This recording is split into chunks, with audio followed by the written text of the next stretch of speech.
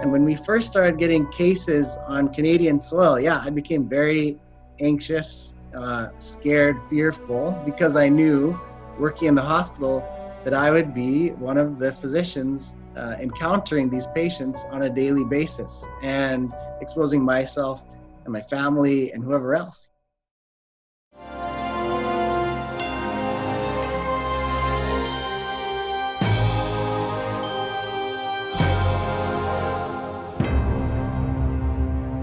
Hello and welcome, and thank you for joining us on It Is Written for this special discussion with Dr. Brandon Koperski, who is a hospitalist, a medical doctor in British Columbia.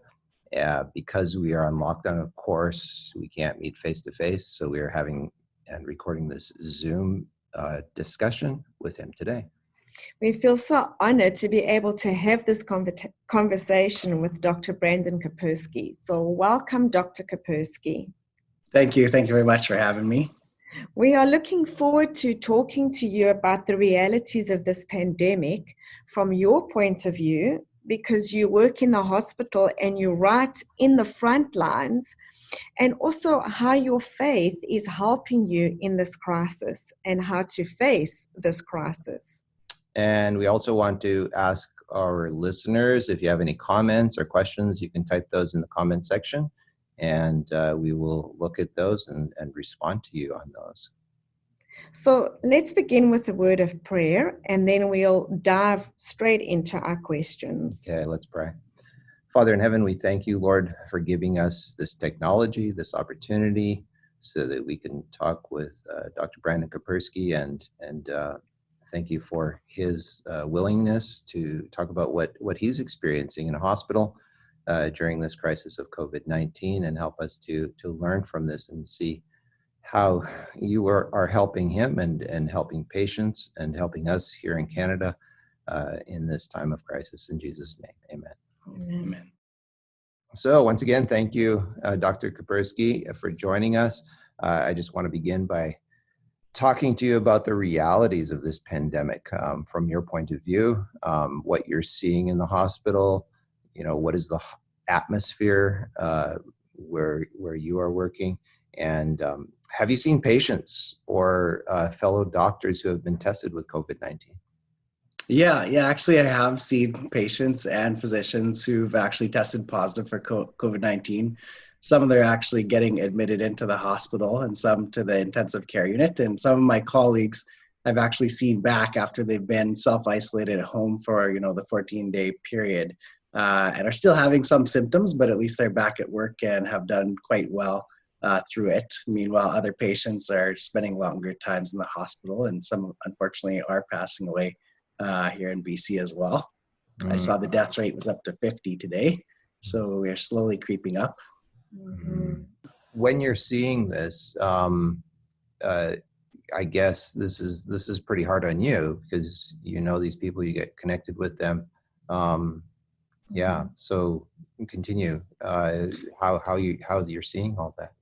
Yeah, and I mean, people being sick and death and dying is something that physicians kind of get used to seeing, but it is one of those things where a lot of the people coming in normally wouldn't be sick and in the hospital. This is something that is changing the course of their life, so that they're coming in where they were normally pretty healthy and doing quite fine. Some of them, one of them I even saw was a dentist at one of our dental conferences in his 50s, came in otherwise healthy and ended up going to the ICU. And other patients are just coming in with their normal health problems being a little bit exacerbated by the disease, and spending time in the hospital because of that, because of increased difficulty with breathing. And so they're unable to tolerate being home while they go through this disease. So it's something that's quite new, since we haven't seen it before. And the ones that get sick are really sick.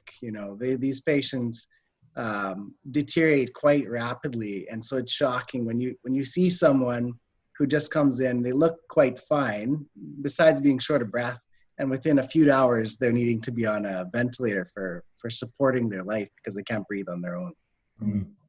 And tell me, Dr. Koperski, how has the hospital got ready and prepared for this pandemic? Yeah, so actually when it all started, a month or two ago, when we started having the odd case from travelers coming back from around the world, I would say the hospital staff, probably everyone in admin and everything, was kind of nervous because from what we were seeing from around the world, a lot of health, hospitals going under big stress because of the patient loads. So everyone started feeling the stress. And at the same time, our administration started preparing. And what they did was reduce all of the non-essential, admissions basically. So everything that was, scheduled surgeries were canceled. A lot of the clinics that were unnecessary were canceled. They've done a lot of telehealth now. So a lot of the doctors and clinics are seeing their patients over the computer like this. Mm-hmm. And also we've been able to discharge a lot of the patients because we usually run at 110% capacity. Our hospital has patients in hallways all the time. But now we're down to a point where we're only seeing about 50% of the presentations to the ER, and our hospital census is maybe at like 2/3 of what it usually is. So that's quite a outstanding feat, I would say, in the Canadian healthcare system. So they've actually got things pretty under control if we are to get a wave of COVID admissions. So if that does happen, it sounds like you are fully prepared at the hospital where you are. Mm-hmm. Yes, I would say so. Probably the main concern now is they still keep feeling like this wave is potentially coming, despite all of the acts that we've done to prevent or flatten the curve.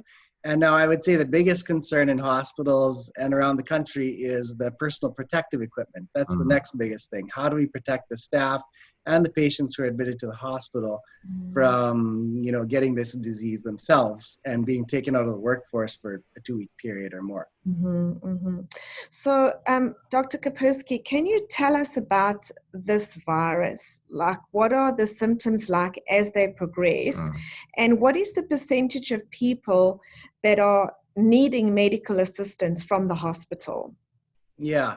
So the virus is a coronavirus. And the funny thing is, when we learn about it in med school, they say it's usually something that causes only mild symptoms. But these more recent ones like SARS, and this is a different coronavirus, and it attacks your system by going in usually through the nose, mouth, or eyes. That's how most are contracting it. Or, you touch your face.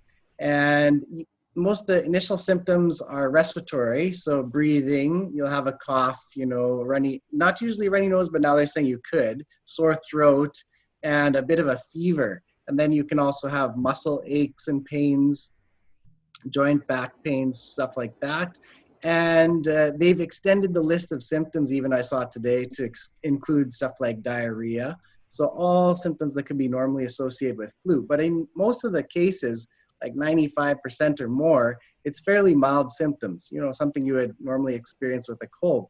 And then the issue is, even for those patients, the average time to patients actually start having trouble is about 6.5 days. And at that point, they'll start developing shortness of breath. And this is the later onset of the viral pneumonia. And this is what we're seeing is the reason most people are requiring life support. Is at 6.5 days, they start getting short of breath. And at that point, if patients have shortness of breath, they definitely should seek medical attention.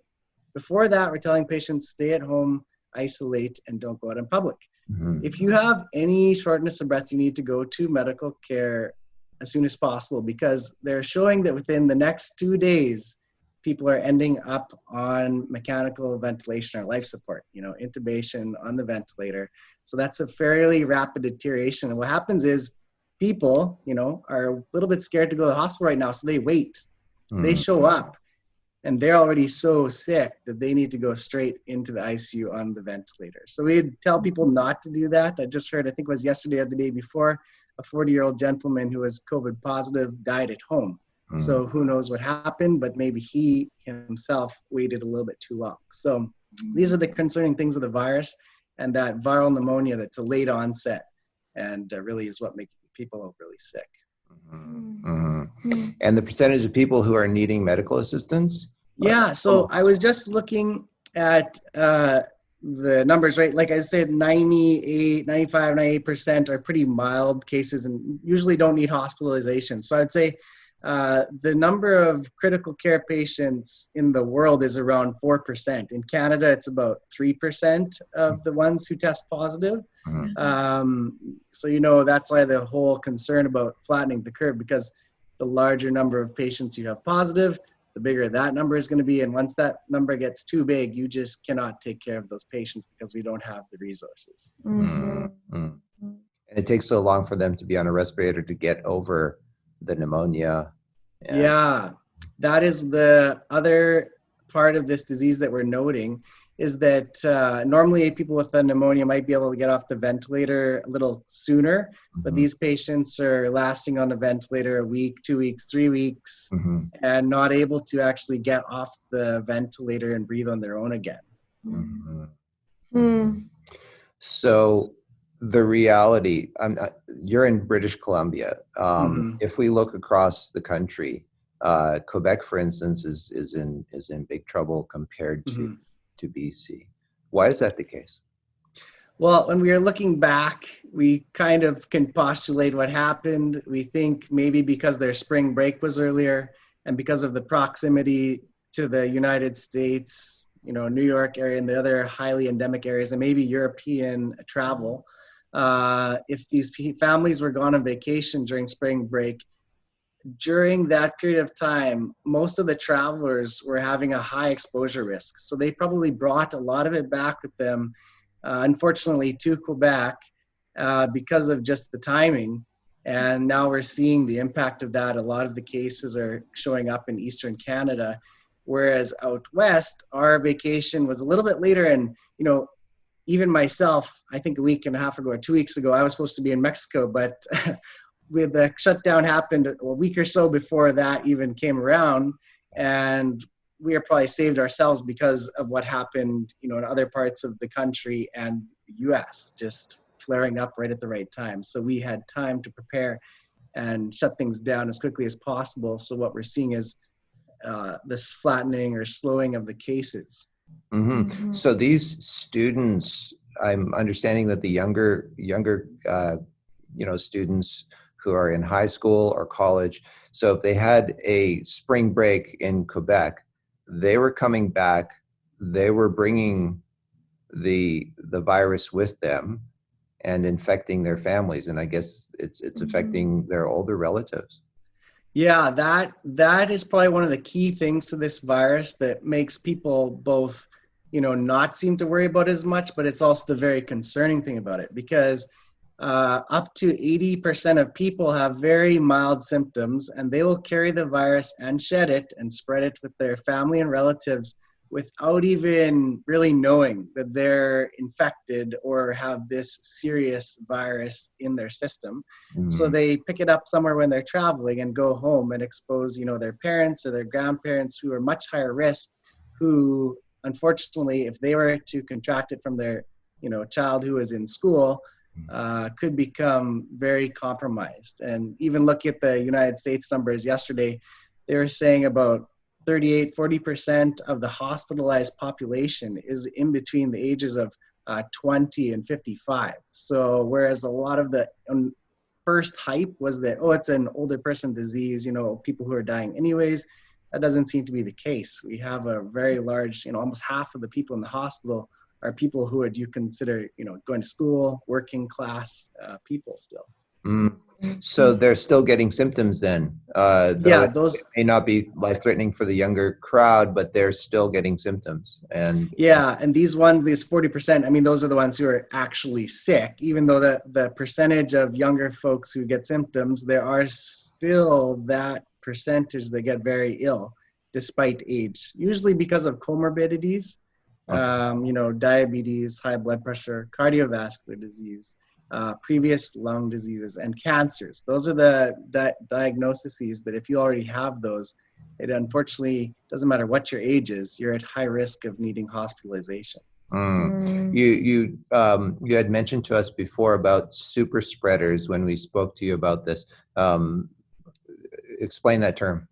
Yeah, so that's like these asymptomatic people, right? Because right now all we're testing is people who have symptoms, and mostly just people who are needing healthcare, like staying in healthcare. So these younger people who are exposed and contract the disease actually are shedding virus. Their respiratory, secretions, droplets, if they cough, will be spreading the same amount of virus or more than these older, sicker patients who are, in hospital or at home. And they are going around living normal lives, like walking around in the stores, doing everything you and me would do, and in at work. And that's where you get these super spreaders, and why so many of the care homes have been hit, because a lot of the healthcare workers don't even really know they're sick, and they're going taking care of all these elderly folks in the care homes and spreading this from patient to patient, unfortunately unaware. And it's caused some really drastic effects here, especially in BC. Most of our deaths are related to those care home infections. So, tell us about your personal feelings and how you felt when you saw all these reports of the COVID-19 spreading across the world. Were you worried, and are you still worried? Yeah, so I'd have to say from the beginning, like I was on my way back from Alberta listening to the CBC radio, and they were talking about this when it was first coming out on the news from China. And at that time, the Canadian CDC and experts were saying, oh, it's low risk for Canadians. We shouldn't be that alarmed or concerned. At that time, they thought the viral capacity was not, so dangerous. So at that time, I wasn't really worried the first couple of days, but then I started watching the numbers and how fast there was a dramatic impact in China, where they were having to open up new hospitals, and the death rate and case rate was going up so fast. I started to get nervous. And then from that point on, I was just checking every day the updates and how it was spreading around the world, and then other countries being impacted. And when we first started getting cases on Canadian soil, I became very anxious, scared, fearful, because I knew, working in the hospital, that I would be one of the physicians encountering these patients on a daily basis and exposing myself and my family and whoever else, that I'd be in contact with. So I was quite anxious, and I thought, rightfully so, because it's something we have never gone through before, at least in my lifetime or my physician experience. So we were quite anxious, and I think we put a lot of pressure on administration and the government. And when we started to see those changes, the lockdowns, getting people to stay at home, and shutting down travel from other countries, even the US border, it made us feel a lot more comfortable, and that like we had a chance at treating people and getting ahead of this thing before it just flattened us. Mm-hmm. And so is the healthcare system providing classes for doctors, like helping them to deal with their stresses and the potential mental health issues that are related to dealing with this crisis as frontline workers? Yeah, there always is available resources for physicians and healthcare workers. We have the Doctors of BC, the College of Physicians, all these different organizations, and part of it is always what we call physician wellness or well-being, right? We go through a lot of stressful situations. I say part of our job is watching sick people and discussing with families the course of death and dying, and that's one part of this disease as well. And so that is good to have those resources available for physicians and healthcare workers to get them through a time like this. Now, if it just stays like this, I think most of us will be okay. The concern was if we got into a situation like Italy and a lot of other European countries and now US, where physicians are put into a situation where they now have to choose between one patient and another, who lives and who dies. That is what really traumatizes people, emotionally, ethically, morally. And I think if it got to that, then for sure, a lot of us would be needing those supports a lot more. But even the hospital I work at has a team that goes around to discuss with healthcare workers and nurses to, make sure everyone is, at least their fears are addressed, so that we can go about this confidently and do what we have to do. Right. That's wonderful. Well, it's good to know that support is there. So we are now what epidemiologists are calling the first wave of this virus. They're expecting a second and a third wave, and that could continue. Like, what are your thoughts on that? Yeah, as with most viral illnesses, it's a seasonal thing almost, where in between somewhere like the normal flu influenza, between November and the end of March, April, May is the normal flu season. Then once we get to summer, for some reason, these always kind of dwindle down and not even become a problem or foreseeable issue. Mm-hmm. So they're suspecting that within the next few months here, weeks, that we're going to see that same type of course with this coronavirus. So it will kind of dwindle off, but we know that the fall will come when everybody returns back to normal life. School potentially will be reinstated.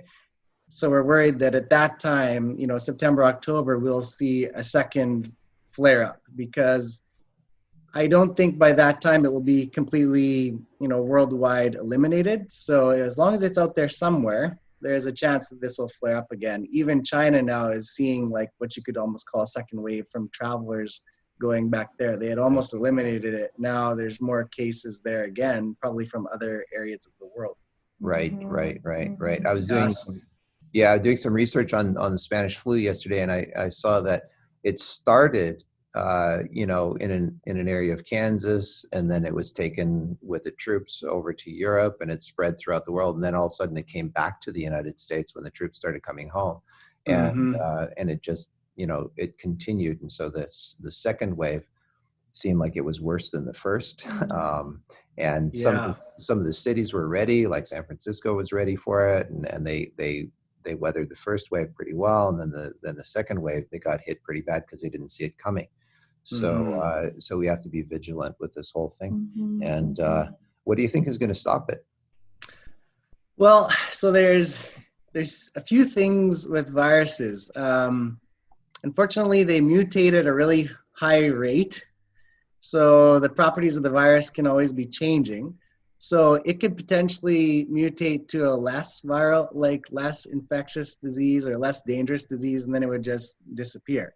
Okay. It could also mutate like the Spanish flu, like they thought it actually mutated to a more viral, more lethal disease. So if it actually makes patients sicker, it sounds bad, but it technically would be more controllable then, right? Because then everyone who had it would be symptomatic, easily contained. And then there's this whole idea of social distancing. Like it worked in China and some other Asian countries where they basically shut down things for 2 weeks to a month, or had everyone wear masks all the time.